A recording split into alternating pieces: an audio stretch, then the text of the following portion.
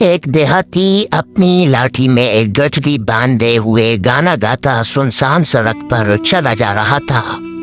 سڑک کے کنارے دور دور تک جنگل پھیلا ہوا تھا اور کئی جانوروں کے بولنے کی آوازیں سڑک تک آ رہی تھیں۔ تھوڑی دور چل کر دیہاتی نے دیکھا کہ ایک بڑا سا لوہے کا پنجرہ سڑک کے کنارے رکھا ہے اور اس پنجرے میں ایک شیر بند ہے۔ یہ دیکھ کر وہ بہت حیران ہوا اور پنجرے کے پاس آ گیا۔ اندر بند شیر نے جب اس کو دیکھا تو رونی صورت بنا کر بولا، بھیا تم بہت اچھے آدمی معلوم ہوتے ہو، دیکھو مجھے کسی نے اس پنجرے میں بند کر دیا ہے، اگر تم کھول دو گے تو بہت مہربانی ہوگی۔ دیہاتی آدمی ڈر رہا تھا مگر اپنی تعریف سن کر اور قریب آ گیا۔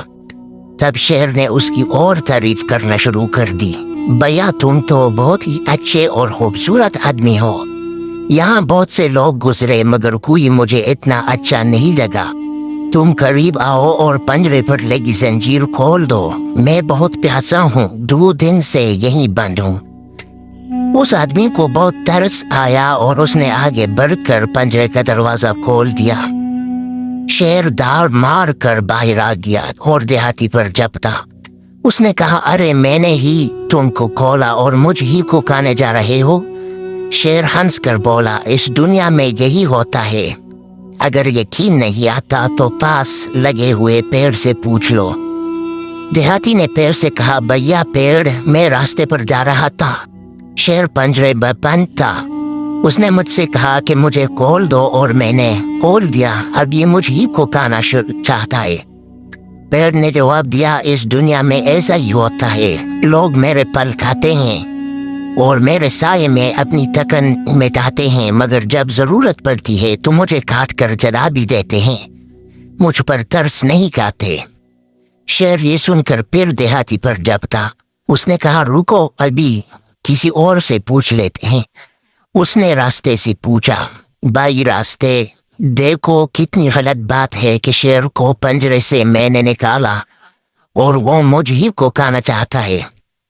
راستے نے کہا، ہاں بھائی کیا کریں، دنیا ایسی ہی ہے، مجھ پر چل کر لوگ منزل تک پہنچتے ہیں، میں ان کو تکن میں آرام دینے کے لیے اپنے اوپر سلا دیتا ہوں مگر جب ان کو مٹی کی ضرورت ہوتی ہے تو میرے سینے پر زخم ڈال کر مجھے کھود ڈالتے ہیں، یہ نہیں سوچتے کہ میں نے کبھی آرام دیا تھا۔ شیر یہ بات سن کر پھر جھپٹا۔ دیہاتی سہم کر ایک قدم پیچھے ہٹا، تب وہاں ایک لومڑی گھومتی نظر آئی۔ دیہاتی اس کی طرف لپکا اور بولا، دیکھو یہاں کیا غضب ہو رہا ہے۔ لومڑی اطمینان سے ٹہلتی ہوئی قریب آئی اور پوچھا، کیا بات ہے، کیوں پریشان ہو؟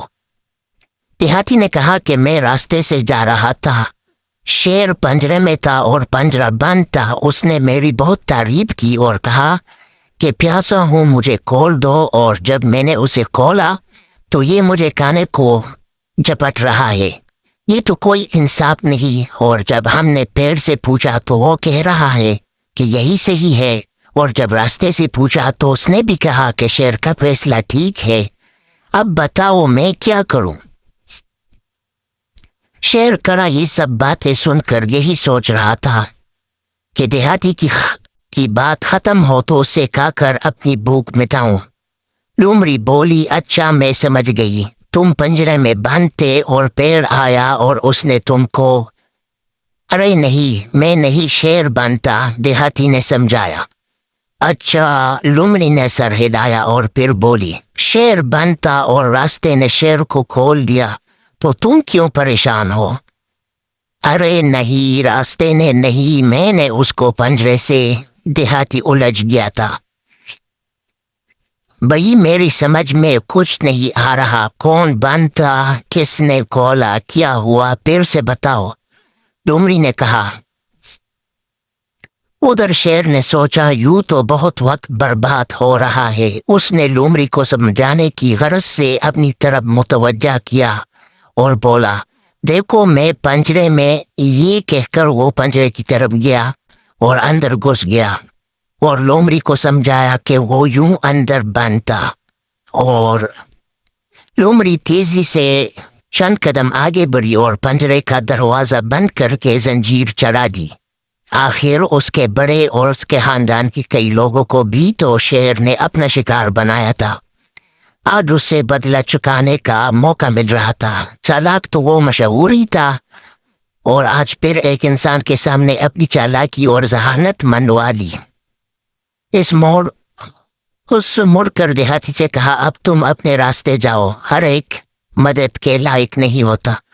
دیہاتی کی جان میں جان آئی، اس نے اپنی لاٹھی اٹھائی اور احسان مندی سے لومڑی کو دیکھتا ہوا اپنی منزل کی طرف روانہ ہو گیا۔